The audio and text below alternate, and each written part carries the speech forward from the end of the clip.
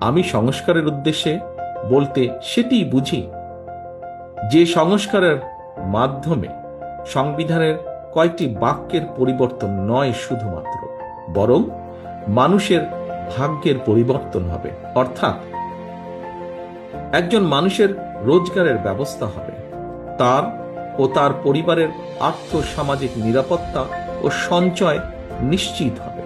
আমি সংস্কার বলতে সেটিই বুঝি যা কর্মসংস্থানের মাধ্যমে প্রতিটি নারী ও পুরুষের বেকারত্বের সমস্যার সমাধান করবে।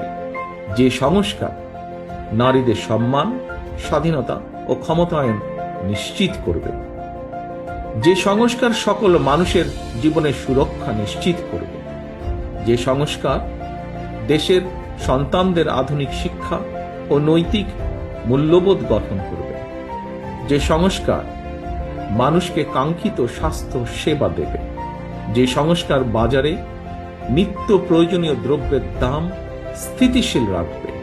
আমি সংস্কার বলতে সেটিই বুঝি যা কৃষক, শ্রমিক সহ সকল কর্মজীবী মেহনতি মানুষের ন্যায্য ও প্রাপ্য মজুরি নিশ্চিত করবে।